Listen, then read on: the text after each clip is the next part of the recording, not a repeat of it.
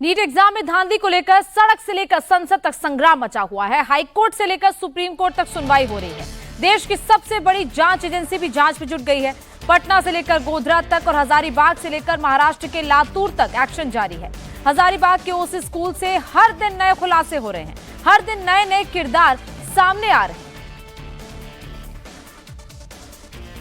झारखंड के हजारीबाग के ओसी स्कूल प्रबंधक ने एक और खुलासा किया है। 5 मई को नीट परीक्षा से पहले पेपर निकालने के लिए जिस बॉक्स को खोला जाना था उसमें लगे डिजिटल बॉक्स ने से उस दिन काम ही नहीं किया।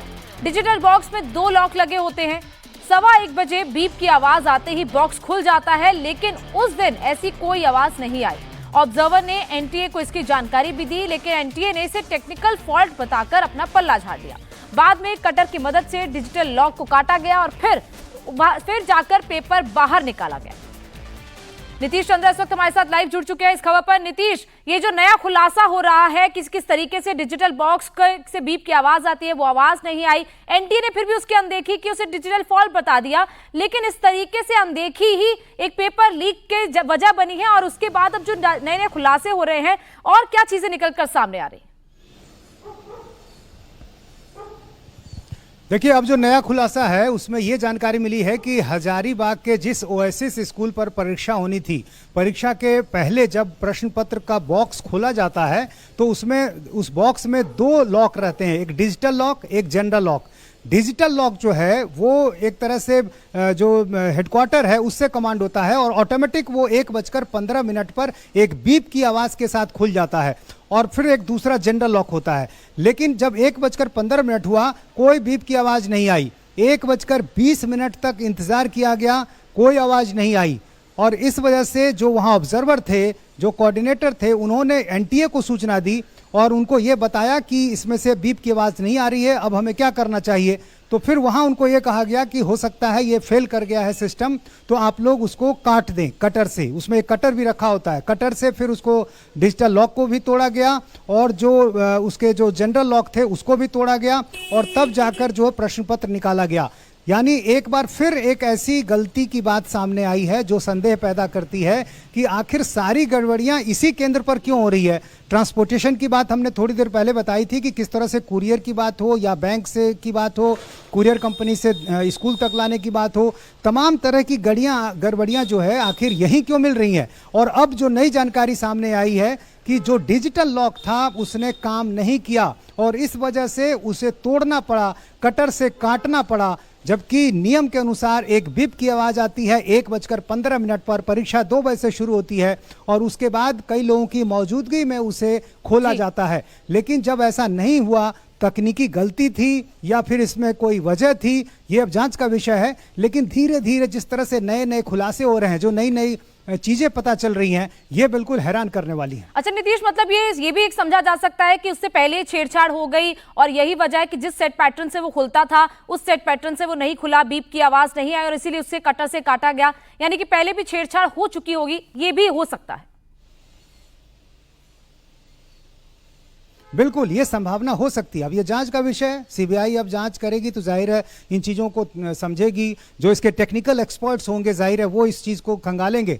लेकिन एक संदेह तो पैदा होता ही है कि आखिर सारी गड़बड़ियां एक ही जगह क्यों मिल रही हैं और आखिर डिजिटल लॉक ने क्या उस दिन कई दूसरे सेंटर पर भी काम नहीं किया या यही काम नहीं किया। नहीं काम किया तो क्या कोई छेड़छाड़ की वजह से नहीं किया या वाकई कोई तकनीकी खराबी थी। छेड़छाड़ की गई तो कहाँ की गई, किसने किया, किस तरीके से किया, ये सारे सवाल हैं जो अभी अनसुलझे हैं। लेकिन ये बातें धीरे धीरे जिस तरह से सामने आ रही हैं ये बताती हैं कि कहीं ना कहीं एक बहुत बड़ा रैकेट है, बहुत बड़ा नेटवर्क है जो इसमें कई सारे लोग जुड़े हुए हैं। और ये जाहिर है इसके जो तथ्य अब सामने आ रहे हैं, आप समझिए कि जब 1:15 पर उसका तय है कि वो जैसे ही 1:15 होगा ऑटोमेटिक टाइमिंग सेट है, बीप की आवाज़ आएगी, लेकिन बीप की आवाज़ नहीं आती है। और फिर इसकी जानकारी भी दी जाती है तो एनटीए ये कहता है कि आप उसे तोड़ दें, डिजिटल लॉक को तोड़ दें, जनरल लॉक को तोड़ दें। संभव है कि कुछ खराबी आ गई हो, तो कहना मुश्किल है कि आखिर ये तकनीकी खराबी थी या छेड़छाड़ हुई थी, लेकिन दोनों संभावनाएं हैं। इसलिए इन दोनों विकल्पों को ध्यान में रखकर सीबीआई को आगे जांच करनी होगी। अच्छा नीतीश, लेकिन साजिश इतनी गहरी थी और यही वजह है कि बार बार ओसी स्कूल पर ही शक पैदा हो रहा है, जिस तरीके से वहां से गड़बड़ियां तमाम सामने आ रही हैं। ऐसे में क्या ये भी हो सकता है कि ये डिजिटल बॉक्स है, वो कैसे, उससे कैसे छेड़छाड़ की जा सकती है, यानी जाहिर तौर पर कोई ऐसा शख्स इसमें इन्वॉल्व हो सकता है जो तकनीकी तौर पर बहुत ज्यादा अवेयर हो, जिसको पता हो कि कैसे इस डिजिटल बॉक्स को हैंडल करना है। जी हाँ, बिल्कुल। ये जैसे हमने आपको थोड़ी देर पहले भी बताया था कि जो इन्वेलप काटा गया था, जो जिसमें प्रश्न पत्र है, जो आखिरी है बॉक्स के अंदर जो इन्वेलप है, तो यदि उस इन्वेलप को काटा भी गया था उसके निचले हिस्से को, तो बहुत ही कोई हाईली प्रोफेशनल स्किल्ड आदमी जो है वही कर सकता है, क्योंकि जो ईओयू की टीम जब वहाँ गई तो वो भी चौंक गई। लेकिन चूंकि ईओयू में भी एक्सपर्ट्स होते हैं, तो उन्होंने इस बात को समझा कि किस तरह से ग्लू से उस लिफाफे के निचले हिस्से को चिपका दिया गया था, किस तरीके से उसकी कटिंग कर गई थी। तो ज़रूर जो नेटवर्क है, जो एक्सपर्ट्स हैं, जो खासतौर से पेपर लीक से जुड़े लोग हैं, वो हर तरह के लोग अपने साथ रखते हैं। अब देखिए इसी में जो नई जानकारी आई रखते हैं और यही वजह है कि इस तरीके के खुलासे हो रहे हैं और जैसे जैसे लोग शामिल हैं और जैसे जैसे लोगों के नाम सामने आ रहे हैं, वैसे वैसे जांच भी आगे बढ़ रही है। बहुत बहुत शुक्रिया नीतीश पूरी जानकारी के लिए। वहीं देश भर में नीट एग्जाम के 4750 सेंटर्स थे, जहां 5 मई को एग्जाम हुआ। उसमें से एक सेंटर हजारीबाग का ओसी स्कूल भी है, जहां से पेपर लीक की बात सामने आ रही है। बिहार पुलिस की आर्थिक अपराध शाखा यानी कि ईओयू की टीम भी झारखंड के हजारीबाग जाकर पूछताछ कर चुकी है, मामले की छानबीन कर चुकी है। ऐसे में ओसी स्कूल का पक्ष सामने आया। ओसी स्कूल की ओर से चौंकाने वाला खुलासा किया गया। स्कूल मैनेजमेंट का दावा है कि जिस सील पैक बक्से में प्रश्न पत्र का शील्ड पैकेट आया था, उसमें प्रोफेशनल तरीके से छेड़छाड़ की गई है। क्वेश्चन पेपर के शील्ड पैकेट को नीचे से टेम्पर्ड किया गया था और इस तरह चिपका दिया गया था कि आम आदमी को देखने पर कुछ भी अलग नहीं दिखेगा।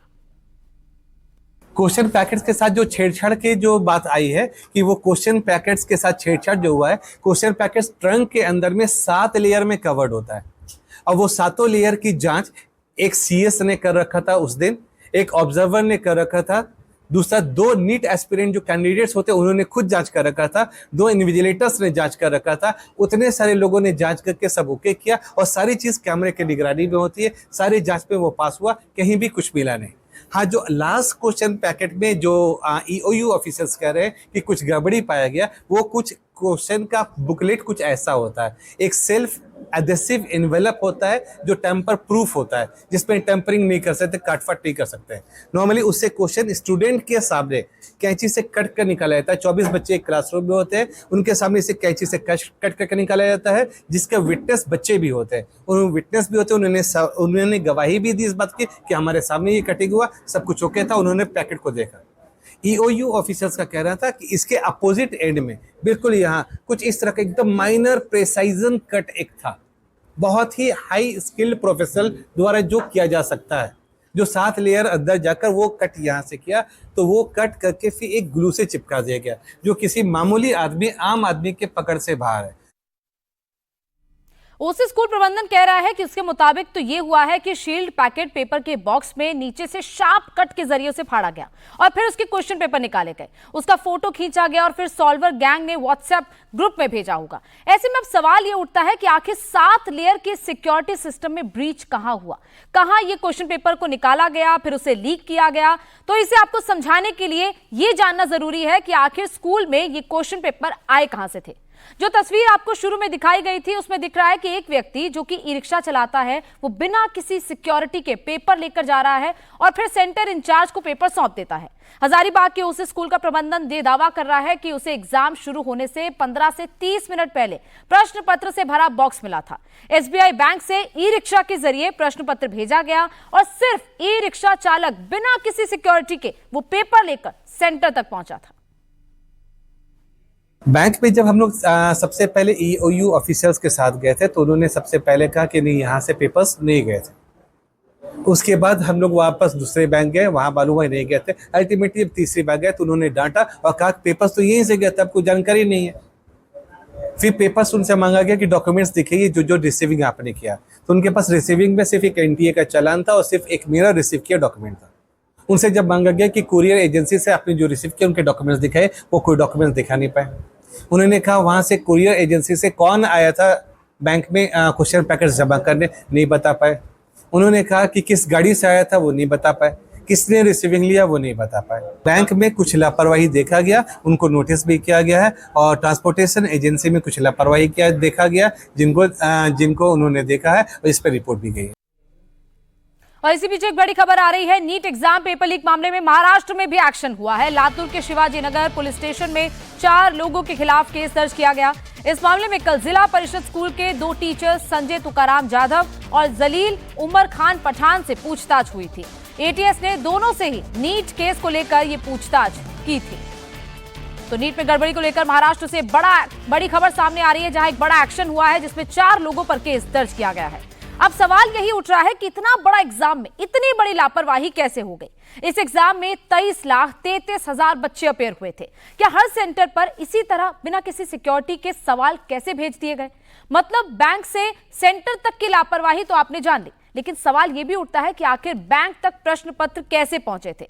तो ईओयू की जांच में यह भी पता चला कि ब्लू डार्ट कुरियर के जरिए ये प्रश्न पत्र भेजे गए थे, जो पहले रांची पहुंचा, फिर रांची से हजारीबाग के लिए भेजा गया। इसके लिए किसी विशेष गाड़ी की व्यवस्था नहीं की गई थी, बल्कि जिस ट्रक से दूसरी कंपनियों के कुरियर भेजे जाते हैं उसी ट्रक में रखकर इसे भेज दिया गया। हजारीबाग पहुंचने पर यह ट्रक ने वो प्रश्न पत्र को कुरियर ऑफिस से पहले ही उतार दिया, फिर वहां से ऑफिस ले जाया गया और ब्लू डार्ट कुरियर की लोकल यूनिट ने फिर ई रिक्शा में भरकर उसे बैंक तक पहुंचाया।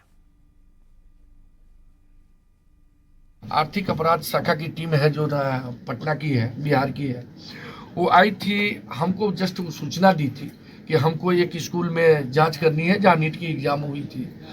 तो वो अपना जांच किया और जांच करने के बाद फिर यहाँ से कहीं अन्यत्र अपने जांच को आगे बढ़ाने के लिए गए। चूँकि हमारे यहाँ से कोई रिकवरी नहीं किया, तो इसीलिए हमारे थानादार को बहुत ज़्यादा ज़रूरत नहीं थी। हम लोग उस पर सिर्फ ये सूचना के तौर पर वो हमको दिया कि हम लोग यहाँ जांच कर रहे हैं।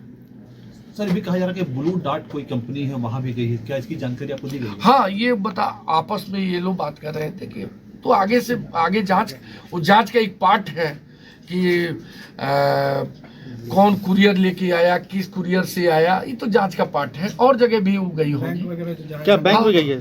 नहीं, ये हमको नहीं मालूम है, क्योंकि हमको सूचना सिर्फ ये था कि हजारीबाग में एक स्कूल में हमको जांच करनी है, इन्वेस्टिगेशन करनी है।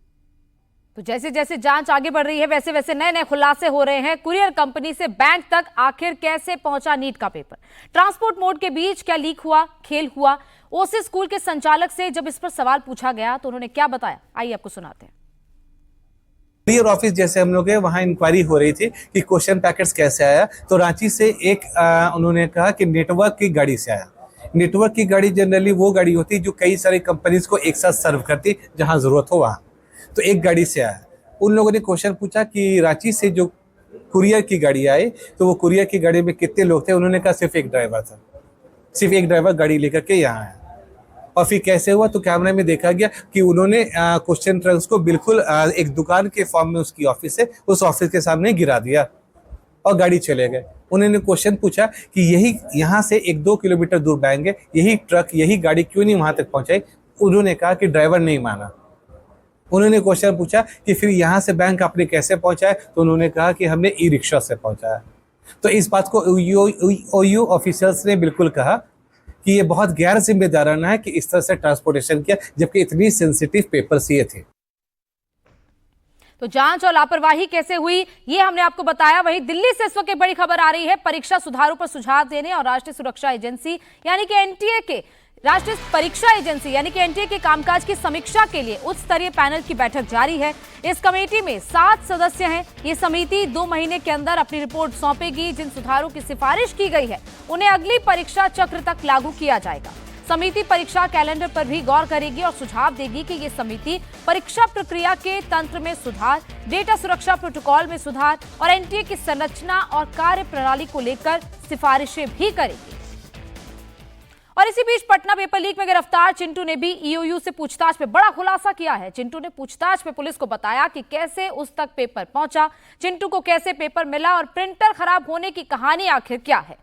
जांच में अब तक ये बात सामने आई है कि 5 मई की सुबह चिंटू के मोबाइल पर प्रश्न पत्र और आंसर पहुंचा था। बताया जा रहा है कि जब हजारीबाग में एसबीआई से प्रश्न पत्र को लेकर ओसे स्कूल ले जाया जा रहा था तो रास्ते में ही पेपर लीक किया गया, जिसे पहले संजीव मुखिया को भेजा गया। संजीव मुखिया ने उसे अपने रिश्तेदार रॉकी को भेजा। रॉकी ने प्रश्न पत्र और आंसर को फिर चिंटू के पास भेजा। ये प्रश्न पत्र और आंसर की पीडीएफ के फॉर्म में भेजा गया था, जिसका प्रिंट निकालकर चिंटू ने पटना में अभ्यर्थियों के बीच बांटा। लेकिन इसमें भी एक लोचा हो गया।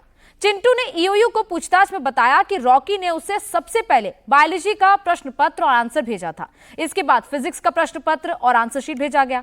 आखिरी में केमिस्ट्री का प्रश्न पत्र और आंसर भेजा गया। ये सभी व्हाट्सएप के जरिए पीडीएफ के फॉर्म में भेजे गए थे, जिसके बाद चिंटू ने पटना के प्ले एंड लर्न स्कूल में इन सब का प्रिंट निकाला। वाईफाई प्रिंटर होने की वजह से मोबाइल से डायरेक्ट प्रिंट निकल गया, लेकिन 10 से 12 प्रिंट निकलने के बाद प्रिंटर खराब हो गया और इसकी वजह से सभी छात्रों को प्रश्न और आंसर का प्रिंट नहीं मिल पाया और बच्चे प्रश्नों को रट नहीं पाए। वहीं समाजवादी पार्टी के अध्यक्ष अखिलेश यादव ने नीट पेपर लीक केस में बीजेपी पर हमला बोला। अखिलेश ने कहा कि जहां जहां बीजेपी की सरकारें होती हैं वहां वहां छात्रों के भविष्य के साथ खिलवाड़ किया जाता है। अखिलेश ने आरोप लगाया कि बीजेपी की सरकार जानबूझकर पेपर लीक करा रहे हैं, जिससे नौजवानों को नौकरी और उनका आरक्षण ना मिल पाए। देखिए, पेपर लीक कोई नई चीज नहीं है। आप पुराना भी उठा करके देखेंगे इतिहास, भारतीय जनता पार्टी की सरकारों में पेपर लीक हुए हैं और उत्तर प्रदेश में ये सबसे बड़ा सवाल निकल करके आया था, जिसमें करोड़ों लोगों के साथ अन्याय हुआ। आप सोचिए, जहां आप इतनी टेक्नोलॉजी की बात कर रहे हो, डिजिटल इंडिया की बात कर रहे हो, दुनिया के सबसे तरक्की के रास्ते पे ले जाने की बात कर रहे हो, वहाँ पेपर लीक हो रहा हो। आप पेपर लीक जानबूझकर करा रहे हो, जिससे नौजवानों को नौकरी और उनका आरक्षण उनको न मिल जाए। और विपक्ष नीट पेपर लीक मामले पर सरकार पर हमलावर है, सरकार से सवाल पूछ रहा है। वहीं केंद्रीय मंत्री लल्लन सिंह ने इशारों ही इशारों में तेजस्वी पर निशाना साधा। लल्लन सिंह ने क्या कुछ कहा, कैसे विपक्ष को जवाब दिया, सुनिए। तो पता चला है अभी जो साक्ष्य आया है, कौन गेस्ट हाउस बुक कराया, किसके कहने पर गेस्ट हाउस बुक हुआ, तो उसका ना सफाई दें, पहले उसका ना जवाब देंगे, क्योंकि ये तो साक्ष्य आ गया कि किसके कहने पर गेस्ट हाउस और कौन वहां गेस्ट हाउस में रटवा रहा था। प्रश्न इस पर सफाई दें। सफाई देने के बजाय अनर्गल आरोप लगाने से काम नहीं चलेगा। आर्थिक अपराध इकाई जांच कर रही है और साक्ष्य जिसके खिलाफ मिलेगा कार्रवाई करेगी।